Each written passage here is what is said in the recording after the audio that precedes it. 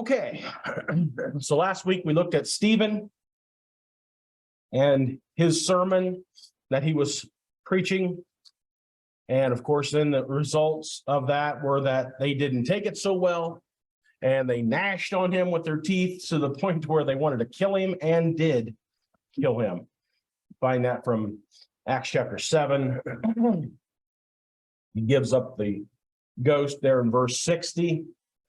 They stoned him, and we're introduced to a fellow by the name of Saul for the first time. And Saul is this is the first opportunity we have to meet Saul, who later then becomes Paul. And so that becomes the thrust of this. I always looked at Acts chapter 8 as one of those key chapters, at least for me anyways, that helps me understand. And it is an important hinging point, I guess, in really the study of Acts in particular. There are several of those hinging points, but one in particular is this Acts chapter 8. So there's a lot here, and hope to hear from you this morning as we study through this. If you have questions or comments, of course, be sure and flag us down. We'll read the first 4 verses here first. That is our first section, and then we'll get through into Acts chapter 8 and then through verse 40 thereabouts. Acts chapter 8 verses 1 through 4 says, "Now Saul was consenting to his death being Stephen's. And at that time, a great persecution arose against the church, which was at Jerusalem. And they were all scattered throughout the region of Judea and Samaria, except the apostles. And devout men carried Stephen to his burial, and great lamentations were made over him. As for Saul, he made havoc of the church, entering into every house and dragging off men and women and committing them to prison. Therefore, those who were scattered went everywhere preaching the word." That's the first 4 verses of this section. The first question asked, what was Saul doing at the time of the death of Stephen? He was doing several things, but one in particular was, if we find back here, and if you go back to chapter 7 anyways, he was holding the coats of those that were doing the stoning. Chapter 7, verse 58. So that's a part of the story, is that he was consenting to the death of Stephen. In other words, here, hold my coat while I heave these rocks at this guy and kill him. So you're obviously you're an accessory to the crime, right? But in particular, in chapter 8, what was Saul up to here? What was he doing at the time of the death of Stephen? Being a witness of that, that's right. That's why I say there's several things that you can point to in this section. What's some others that he was doing? Persecuting the church. Persecuting the church, that's right. So he was a part of that persecution, that the great persecution arose, that it says here, against the church. All right, anybody else have something else on that? So maybe we don't have the answer to this, but why wasn't Saul throwing stones himself? Yes, not told. I think doesn't it somewhere here? Let's see. If you go back to chapter 7 and verse 58, they cast him out of the city and stoned him, and witnesses laid their clothes at the feet of a young man named Saul. And so we're not told specifically, but that's in my mind anyways, that he was just kind of a younger boy or younger man, and the older ones were doing the stoning. So it's like, here, let this kid hang on to your coats for you, and he'll hang on to them for you. So it's a part of his training as he's growing. Anybody have some thoughts on that? It's a good question, actually. Well, I was thinking that they're laying their coat at his feet, you know. Yes. He had some major influences. Yes. So we're not told exactly, but it could be that it was just because he was younger. It's the only thing I can come up with. Does anybody have something else better? Other than what Don was saying, of course, he obviously had some influence. Well, he certainly had, he knew all of the he's well versed in the old law. Right, And, you know, and at that time, most of the students were not ready to give that up. right, for sure. Anybody else? Because he's obviously, I mean, when you go on to verse 3, I mean, he's young, but I mean, he's dragging, it said, you know, Yeah, he's entering in and dragging these people out, so I mean, it's big enough. he's, Yeah. Yeah, I don't know exactly why he wasn't the one throwing the rocks, but maybe that was is there others that might have more information on that? Isn't that kind of how the mob almost works, that you have the head guy and he doesn't do the dirty work? Oh, I see what you mean. Yeah, He tells yeah, his right, people to do, so then that way his hands are clean of that. I didn't do that. right. Bob did. Yeah, yeah, right. That's good So I thought. don't know if it's something like that, that they're just, you know, trying to keep Paul or Saul, his strength, his conscience, you know. Yeah, his hands clean and the thing. If I was throwing the stones, then. Right, Not my fault, this happened, even though it all starts right. somewhere, but that's typically how those individuals. keep themselves Interesting. at the Interesting end. thought. I hadn't thought about it that way. That's possible. Anybody else? Okay. All right, nobody else on that? That's a good thought. It's interesting. I hadn't thought about it that way. Okay, second question then asks, how did the church react to Stephen's death? Verse 4. Scattered. And then what did they do? Hide. They went everywhere preaching. That's right. Interesting, isn't it? We find, yeah, Jim? I didn't take that so much as the reaction to Stephen's death, as to the reaction of the persecution by Paul. Oh, yeah. Paul was persecuting them, and that's why they scattered. Because of the death of Stephen. Yeah. Interesting. I hadn't thought about it that way either. That's probably right. So how do you answer the question then? I answered it the same way. Okay. And then every Yeah, first place preaching the word, right. but it was more a result of the persecution. Then the Stephen, yeah, hadn't thought about it that way. Yeah, Jared. This seems to be the going trend, is that the more that persecution is being thrown upon them, the faster that it spreads. Right. And, you know, when we look at what the mob is capable of doing, the idea that Paul was complacent or understanding of why the mob was angry gives credence to the mob's mentality. Right. The Christians and Stephen in particular was at the front of that, and it was going to be hard to fight against that Yeah. at that time. But just like, and you see it later on in the Middle Ages with the rise of Islam. You know, once they started stomping on and persecuting people who believing in that particular religion, Right. it started spreading. Yeah. The process is kind of the same. Yeah. Yeah. And it backfired Right. spectacularly, both here and then like again later on. Right. Very good. Any other thoughts on that? I wonder sometimes, and we've probably talked about this before, but is this why the church today isn't growing as much as it should? Because we're not persecuted as they were here? Because that's what Jared was speaking about, that generally that's what happens is persecution causes growth in that sense. Is that possible? You know, that's hard to say. It is.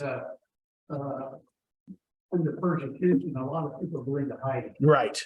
Right. but as Jared was pointing out there, when persecution arises by a lot of situations, those being persecuted rise up. Yes. Absolutely. It's an interesting thought. Anybody else? Any other thoughts on that? Yes. Have anything to do with this. Okay. But this just reminded me of the Germans against the Jews. Okay. How they did, going to homes, Oh, yeah. move people out. Right. Put them, you know, on the. Concentration camps. Yeah. And it just seems like this is common occurrence for mankind Yeah. to go back to. Yeah. Interesting. Yes, Jim. It does seem though that when things are going real smooth and there is no persecution, that people do tend to become more complacent Yes. and go with the flow. Yeah. Really Absolutely. Get aggressive. Right. We see that even in today, don't we? I think that was where I was kind of driving with that thought, because it's, Back in the time of the judges, especially during that period of time, they would go along serving God for a while, Mhm. and things weren't too bad, and so they would just kind of drift away. right. God would bring a persecution against them, and then they would turn back to God. Yeah, absolutely. Absolutely. Interesting, isn't it? Yes, sir.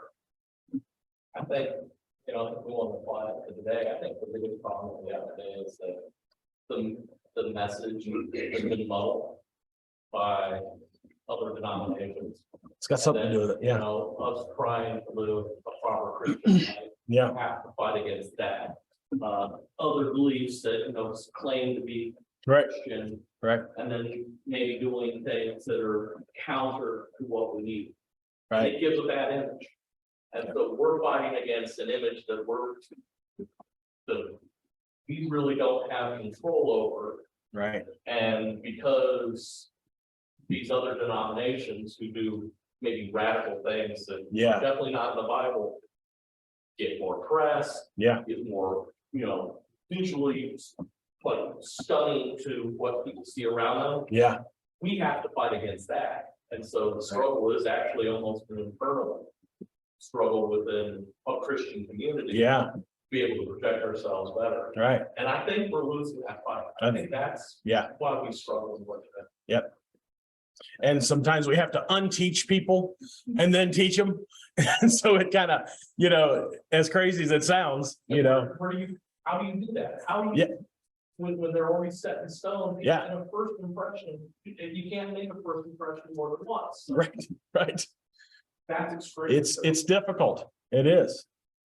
Cheryl? I think it all depends on where you live. If you're over in China or in another country and you're trying to bring Christ to those people, you are doing that. You have to be careful that they're not got things in your apartment to. Oh, yeah. Right. Bug your place in them. Be afraid. For your Right. life, but you're still trying to do what you need to do. but, Right. You know, we don't have that here. So we're just, you know, it's like, okay. It's kind of like what Jim's saying. Yeah. If I talk to somebody about it, so. Yeah. If these people that are over in other countries, you know, they have kind of value on that. Yeah. Because they know at any time they can be killed, they can be put into prison. Sure. We just don't have that. We're just so lax. I think the only thing that could probably bring this country to its knees, because heaven knows it hasn't hit that yet. Yeah. But if something major would happen. Yeah. Then people would come back to God. Right. But that's a shame that. It takes we that. have to have something horrible. I mean, you know, when Yeah. 9/11 hit, I know I was there. the Yeah. people were, you know. Yeah. It was amazing. Yeah. I experienced some of that. Don, did you have something you were going to say? I'll get right to you, Jim. It's not just the denominations or different religions. Society has changed, No doubt. laws have changed. Yeah. And so the church is faced with all of that. If we want to live godly lives, but sometimes we have to say, oh, wait a minute. Yep. How's it going to affect them? How's the world going to Right. react to me? Right. And so, as I was saying, some of us go into hiding. Yeah. Or we just don't say anything. Right. We don't want to be persecuted. Yeah. But then there's others who've got enough courage to stand up and say, hey, this is what the Lord wants. Right. That's right. Regardless of what the society. Exactly right. Jared, did you have something or are you scratching? Yeah. A little bit of both. Okay. Trying to get the. Yeah, the cobwebs out a little. Okay. I mean, it's the example that I would have to say, like maybe Ireland in the '70s, maybe was good. You know, Yeah. an issue there where at some point they just said, okay, you can't associate with these people anymore. We can't work with these people anymore. They're both two Christian faiths. Right. And the amount of problems that stem both politically from what was going on at the time, and then also spiritually, Yeah. because of how things are talking. You know, ended in not only bloodshed, but Sure. just decades of violence and terror and trouble. All right. I mean, that's the fear that we can have when we're slipping and sliding through trying to be godly people. All right. And society has changed to the point. And then I think these other denominations are changing, to try to grab as many people as possible. But they're not grabbing them to save them because they're giving the wrong lesson. Mm-hmm. Right. You know, Stephen wasn't given the wrong lesson. You know, he wasn't being persecuted because he was saying something wrong. Right. That's right. It's absolutely. Yes, ma'am. I just sometimes I think today there can be a lot of hypocrisy. And that's why people stay away. And for instance, you know, you get up and you preach the God, you know, that God loves, but then on your social media, you're Oh, blasting. right. People do that. They take Yeah. that into account. Or Right. you can't be a Christian unless you're a Republican. Right. But there's a woman, Janice's daughter, whom I respect a lot. Right. Is Right. not a Republican and is a very strong Christian woman. Right. Right. You know, I think sometimes we let too much, we're not letting, like, there's a reason it says let Caesar be Caesar's and you. Yeah. So, Right. you know, I think. Mike talks about that, sometimes some of these issues, these political issues that really have nothing to do with my salvation Right. Yeah. are causing people to look at us. Yeah. And then you come off as a hypocrite. Like if you stand up there and you give a and I'm not. No, I understand. In general. In Yeah. general. If you get up there and you give a lesson about a certain topic, but Yeah. then you say the exact opposite. Later, that's it's the point. Yeah. And when people are speaking, people are speaking.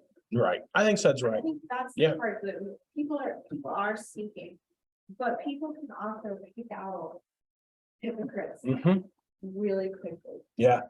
You know, we say we love and we do this, but your actions, you know, it's like Yeah. that, why do you call me Lord, Lord, and not do the things that I say? Right. Are we part of that? Are we allowing ourselves to get too wrapped up into, especially in the political arena, that it's almost like worship of these Oh, yeah. candidates? Yep. To the point that it is dividing. I mean, we've talked about it where Yeah. I have struggled with men and women that I respect. Yeah. For their beliefs in God and how they handle themselves. But then I'm seeing an entirely other, and I can't reconcile the two. Right. And I think people see, if I'm smart enough to see that, and I'm not very smart, other people can see that Yeah. too. And I Right. think we just need to be careful when we are, and then a lot of things too, people will share things without actually knowing if it's accurate. Yeah. I could put up on Facebook today that Seth Adkins has purple hair. Right. And I could make that go viral. Yeah. And people will repost that, Right. even though he does not have this purple hair. Yeah. Hopefully he doesn't ever get it. Society where you don't even have to speak fact Yeah, to get people to, and we just take it in like it's. yeah.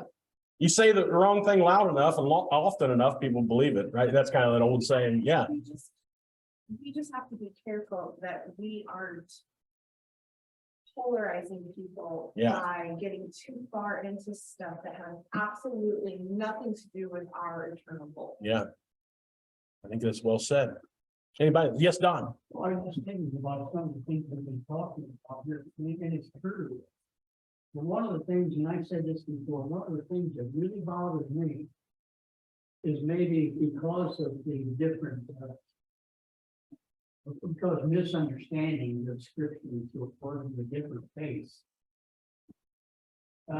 Maybe we're looking inward rather than outward. We look at ourselves, we keep everything to ourselves. And we're not concerned about those so much outside of the body. Because I'm happy where I'm at, you know, in this position. I understand God's word, this is it. You Right, know? right. And I'm gonna be persecuted or talked against, spoken against if I say anything contrary to what the denominational world. Yep. And so we kind of withdraw into ourselves, and like I said, we're preaching to ourselves. Yeah, And we're afraid to have an outreach because of the different positions of everyone. right, That really bothers me. right. I get it. Anybody else? I want to know how you know for sex in Indiana, you know.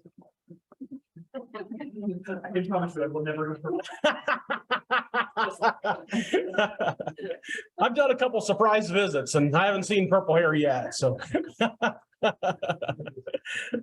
Well, now that I've heard that. Yeah, you'll be watching for it, won't you? Well, I mean, it's gospel, so all the time, It's the same example, but it's that kind of stuff is exactly what happens. Yeah. You see somebody post something and it immediately becomes Right, like, it's gospel. right. It's gotta Right. be true because it was It's got to be true. put on. Facebook. Somebody typed it in, so it's got to be true. You can go on to Wikipedia and change anything that you want.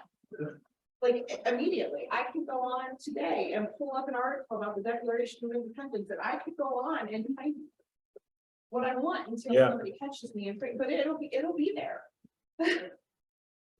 Jared? This was always something that bothered me.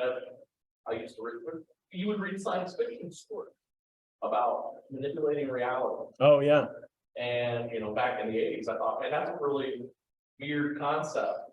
But with the rise of social media Yeah, and technology being as advanced as it is, it wasn't like in the science fiction novels where, Right. you were actually fighting people's minds, but you change people's minds and perception of what reality is. Yeah. You sit there and you will read a news broadcast and so thinks it's news, but it's not. It's just something that's viral that's been posted on the internet that has got enough traction. Yeah. And then that becomes, because enough people that read it said, that's right, whether it is or not, all right, it becomes the new reality, and you believe it to be true, right. okay? Yeah. So that, to me, was, when I read it when I was a kid, as a science fiction story, terrified me. Right. Like, I hope that never happens, but here we are in reality, Yeah, and we're fighting against that. So, Yeah. People can make up anything they want about us and things that we say, whether it's true or not, if enough people read it yeah, and put it in their mind that that's true, we're fighting against people who believe right, that we're what they say we are. right. And that terrifies me. Yeah, And for anything, whether it's your political beliefs, your religious beliefs, right, how you raise your family, all of that is at stake here. right. That's how they did it in Germany. Yeah, right. Propaganda. They, absolutely. Doesn't take much either, does it? Can you imagine what what Germany, if they had than what we would be doing Oh. today?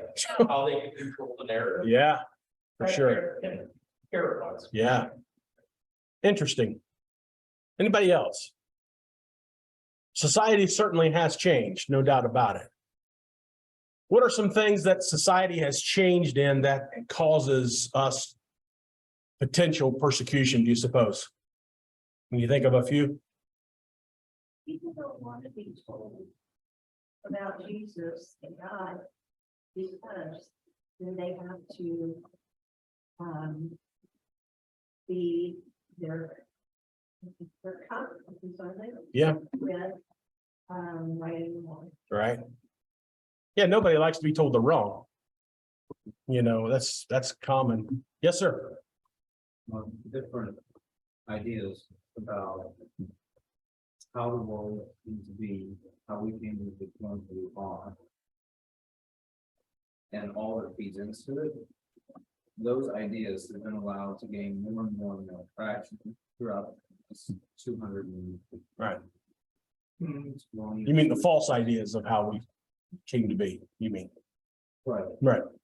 And so, but even within Christian circles, they have gained a very strong foothold. Yeah. At the very least, if you don't have Christian circles, which they have for a century. Right. Different Christian circles have tried to figure out ways to integrate these new philosophies that claim to be fact, but are in fact, it's just as much on belief as any of us concerning the origin and track these throughout time.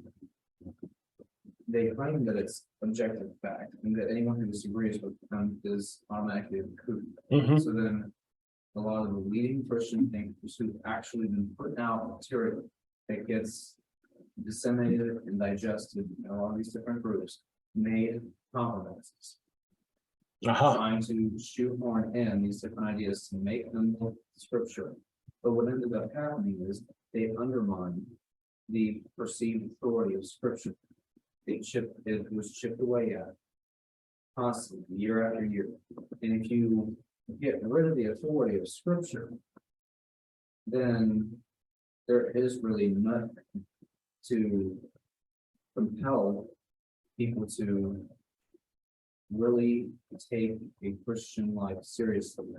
Christianity, Christian churches, it becomes nothing more than a social club. Right. You do it because these are decent people that you want to associate with and that you want to exchange niceties with. Right. But in terms of actually following the path of Christ laid out, the path of, take up your cross daily and follow me, Mhm. well, that's absurd. Right. Why would I do that? So the ideas that people put forward do matter. And when, in terms of like why people don't want to hear about it, there have been a lot of times that people have had questions. And whether because the folks in the church didn't have answers, Mhm. or they didn't want to take the time to really work through these things because they thought it was just a small trivial concern. There was an indication, the communication that that's not welcome. Those kinds of questions aren't welcome. Mhm. And then you get into the world though, people still have those questions, and the world will gladly give you answers. Right. They can be horrendously wrong and misguided, Right. but they will have a good presentation. And so people will buy into that. Yeah. And then they will see the church and scripture as woefully blind and outdated. Mhm. Who've been just not aware of any of the discoveries of the time, and then therefore who has the greater credibility. Right. More. Right.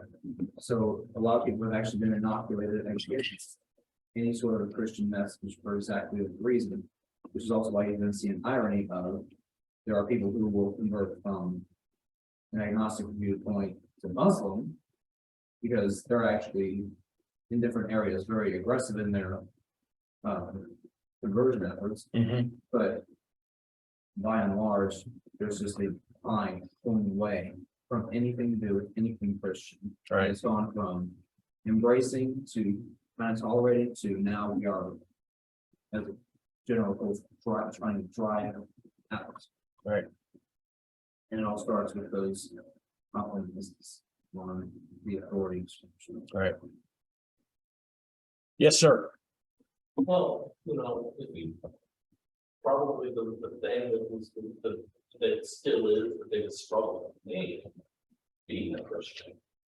Is the first 3 chapters of Genesis. You're right, I mean, right, and Pete and I would have talks about that. I mean, more weekends were spent talking about that than probably anything else. yeah, And he always would say, it's just the creation of everything that we are dealing with today. right, So what's the problem? right, right, And but yeah, that was, that's the biggest stumbling.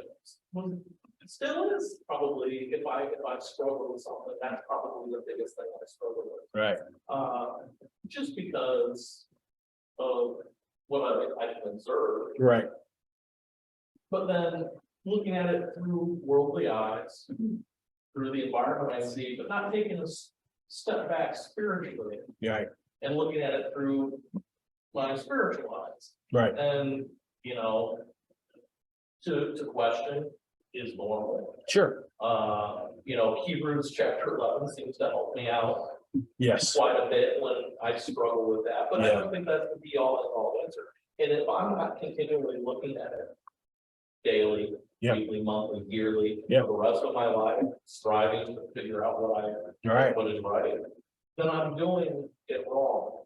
When we become baptized, when we feel that we've gotten to our place where we're ready to commit ourselves to Christ and to bury the old life, mhm, that's the start of the journey. It's not the end. right, And if I'm not continually pushing not only myself, but my family, people around me to, sure, look at things objectively and study the Bible, then I'm not doing it. right. Faith comes from hearing the word of God. Stephen, when he was speaking that stuff, he was putting things into people's ears to get them to think. Right. They're sitting there lashing out at And they didn't want to hear, right, And Paul was so sure of himself that he's complacent in all of it. And he was respected enough that, he had authority to continue to persecute. right, Okay, it wasn't until he was presented with something that he, that was unexpected, right, but eye-opening, both physically with him and spiritually. Yeah. Well, that he get into that particular situation. right. Very good. Logan, I'm kind of curious, is among the group that's here right now, we've got folks raised who were raised in several different groups.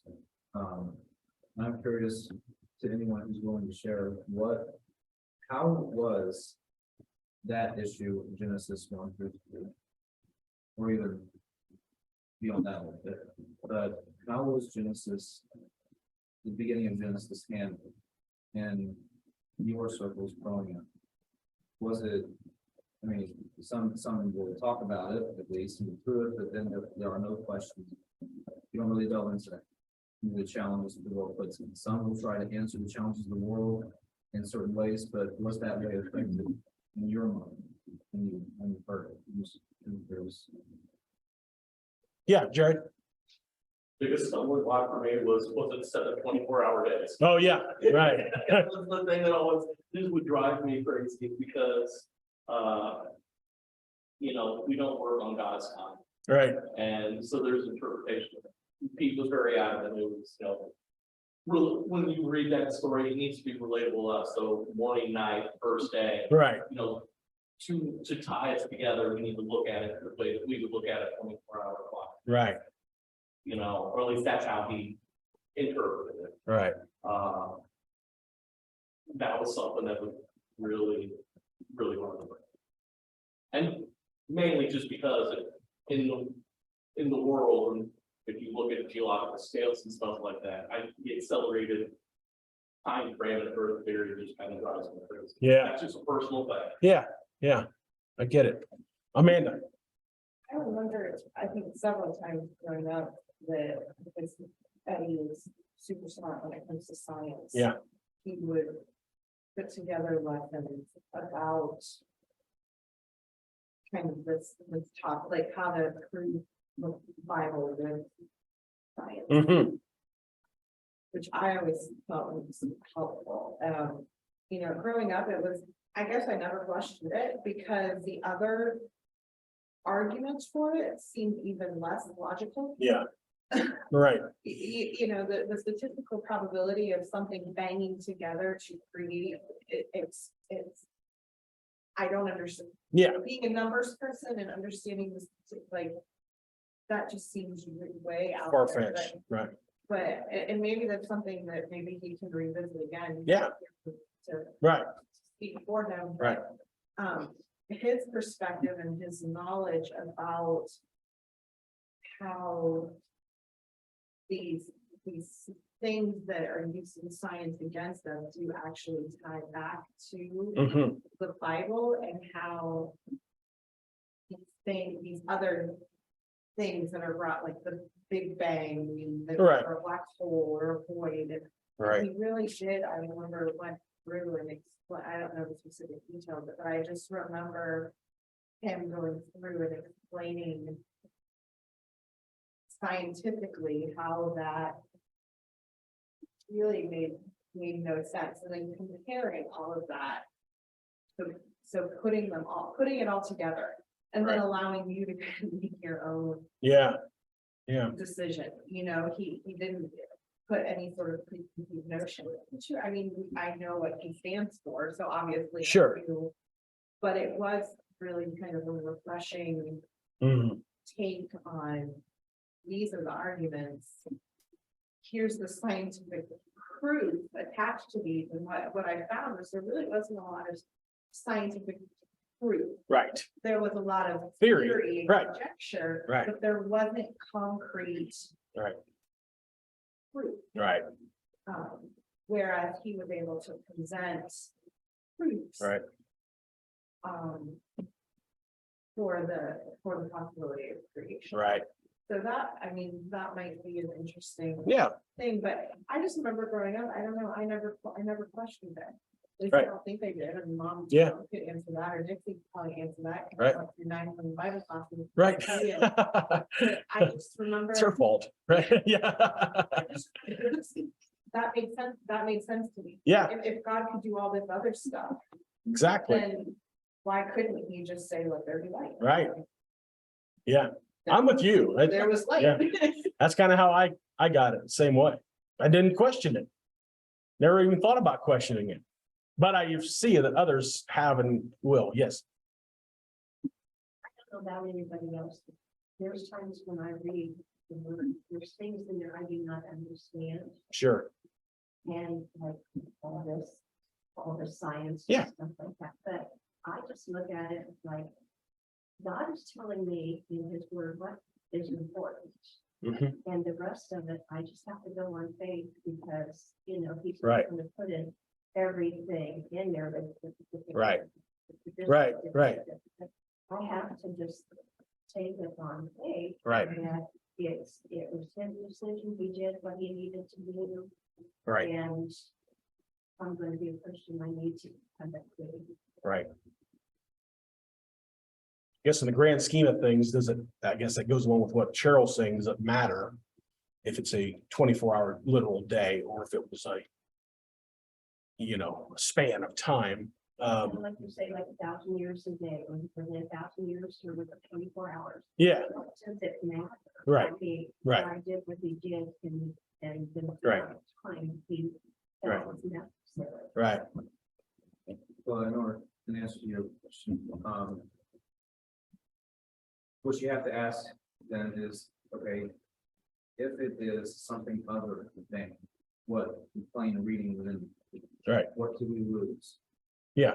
And so that if you look at Jesus, even his words, look at what he says through the gospel, the references he makes to what happened at the beginning, to Adam and Eve, to Jonah even. mhm. He makes references Oh, I see, to these people as real. right, They actually existed. And Right. then Adam and Eve, he states, were there from the beginning. right, And so you could see, well, within 1 week of everything being created to I see, Adam and Eve, that's still the beginning. right. If you add millions of years in there, So millions, it's hard yeah, to see that as the beginning. right, So it's now we're tying in the credibility of Christ's own words. So, and then there's also another factor of, okay, when does death enter the picture? Time of sin. There are some ways to add up to an older presentation that would still present death as entering with Adam and Eve, Mhm. but the vast majority would put death as having occurred for a long, long time before Adam and Eve ever got here. In which case, you have all of the aspects of the fallenness of the world before the world fell. And you would have actually God calling disease, death, decay, very good. I see. So there are things that are at stake. I And see. it's just a question, okay, what is at stake? And then, is it possible for scripture to hold consistent and these things? Right. Yes, ma'am. The other thing that is at stake is that when he sorted all up, he talked about reproducing after your own time. Right, And that's a huge piece right, of evolution and whether or not right, things took millions of years involved to where we're at. right. So if we can't trust that that is real, then once you have any question or fallacy or say, no, that's not, well, then how can you trust anything? Right, You know, if right. there's one mistake or Yeah, one, anything that you can discount. yeah, Then you can, there's the whole thing crumbles. right. And we got right. house cards. Makes sense. Interesting. Well, it's far cry from Stephen and getting stoned, but but it's been good. I appreciate your comments. We'll start then part 2. Then next week. We're out of time today, but I appreciate your comments. Good things to think about. And maybe we can work on a lesson on that sort of thing. So thank you for your comments.